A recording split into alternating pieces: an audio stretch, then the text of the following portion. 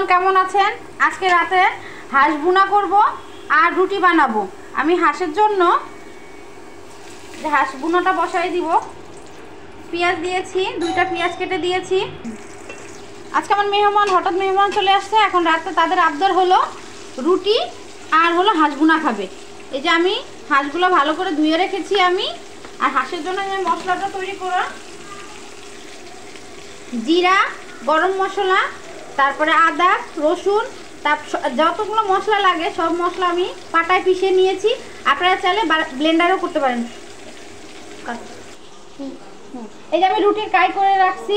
এখন আমি রুটিটা বানায় নিব। আমি তরকারিটা আগে বসায় নিই, বসায় আমি তারপরে আমি রুটিগুলো বানায় নিব। আমি রুটিগুলো ঢাকে রাখি, তাহলে নরম হয়ে যাবে। আমি মশলাগুলো দিয়ে দিব। আমি যে মশলাগুলো বেটে রেখেছি,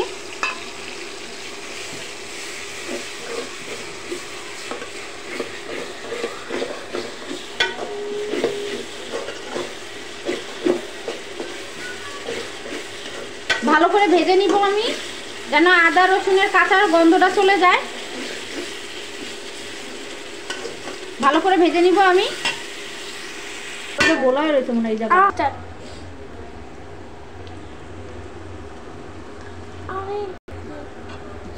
আমার তেল ছেড়ে দিয়েছে। হালকা একটু পানি দিব, না হলে মশলাটা পুড়ে যাবে।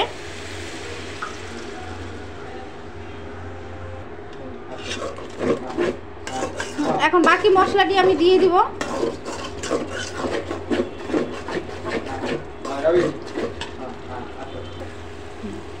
আমি মশলার মিশ্রণটা বানিয়ে রাখছি, মশলাটা দিব। 2 চামচ হলুদ, 2 চামচ মরিচের গুঁড়া আমি পানিতে মিশিয়ে রাখছি। এভাবে মিশিয়ে যদি দেন তাহলে বাটা মশলার মতন একটা স্বাদ হয়, আর হলো কালারটা অনেক সুন্দর হয়।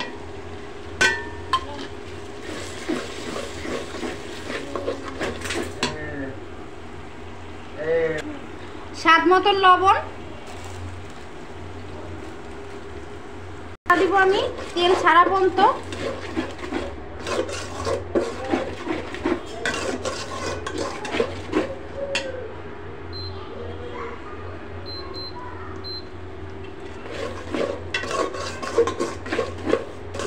আমি ওই বাটি ধোয়ার একটু পানি দিব, ভালো করে কষিয়ে নিই। প্রত্যেকদিন আমার মশলাটা ভালো করে কষানো হয়ে গেছে। এই যে আমি পানি, এই বাটি ধোয়া পানিটা দিয়ে দিব। দিয়ে আমি আরো 5 মিনিট কষায় নিব।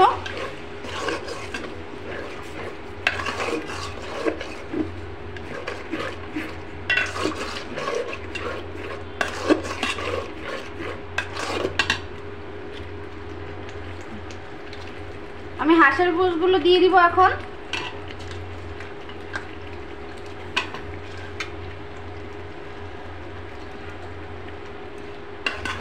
দিয়ে আমি ভালো করে নেড়ে দিব। এটা ভালো করে কষিয়ে তারপর আমি ঝোলের পানি দিব পরে।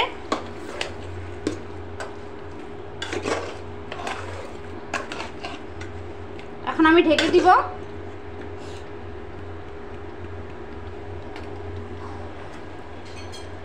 5 মিনিটের জন্য ঢেকে দিব আমি।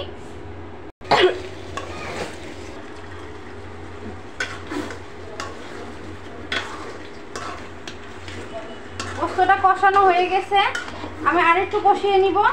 তেল ছেড়ে দিলে তারপরে, না হলে হাঁসের একটা স্মেল আছে, ভালো করে না কষালে হাঁসের স্মেলটা খুব বাজে। অনেকজন হাঁস খেতে পারে না। ভালো করে কষানোর উপরেই সব নির্ভর করে তরকারিটা। আমি আবার 5 মিনিটের জন্য ঢেকে দিব।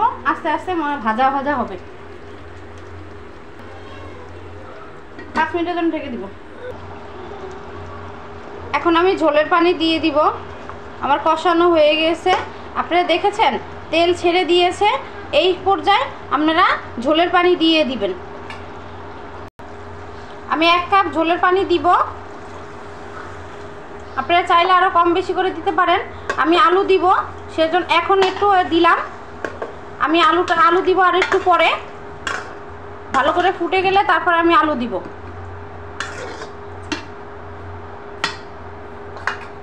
যেহেতু রুটি দিয়ে খাবে সেজন্য আমি আজকে আলু দিব। আমি আর 5 মিনিটের জন্য আবার ঢেকে দিলাম। রুটিগুলো সবগুলো বেলে নিব এরকম করে, তারপরে আমি পরে ভেজে নিব, তরকারি হলে পরে ভেজে নিব।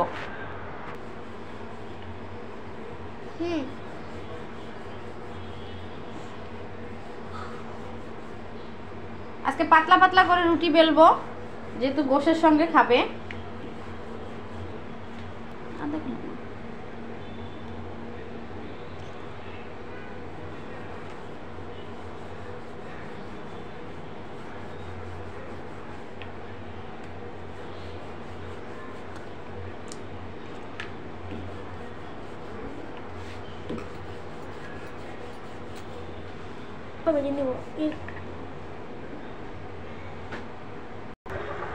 আমি এখন আলুগুলো দিয়ে দিব।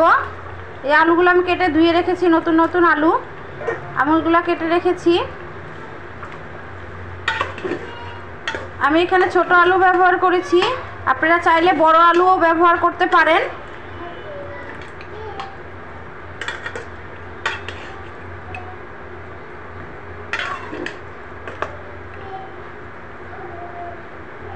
আমি আবার 10 মিনিটের জন্য ঢেকে দিব।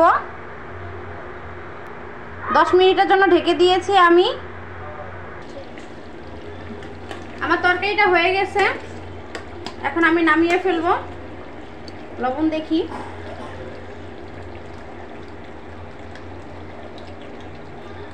সব কিছু পারফেক্ট। আমি এখন রুটিগুলো ছেঁকে নিব।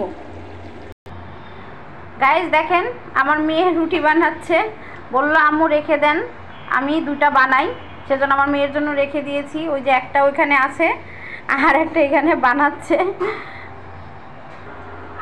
যে আমি রুটিগুলো ভাজা শুরু করেছি। আমি সব রুটিগুলো এরকম করে ভেজে নিব।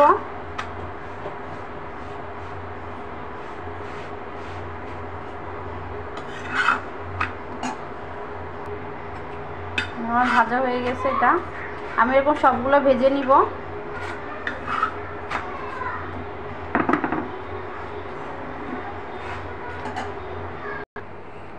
এই যে আমার তরকারি রান্না হয়ে গিয়েছে, আমার রুটিগুলোও ছেঁকা হয়ে গেছে। আমি এখন সবাইকে খেতে দিব। যদি আমার ভিডিওটা আপনাদেরকে ভালো লাগে তাহলে লাইক কমেন্ট শেয়ার করবেন আর আমার পেজে থাকবেন। সবাই ভালো থাকবেন। আসসালামু আলাইকুম।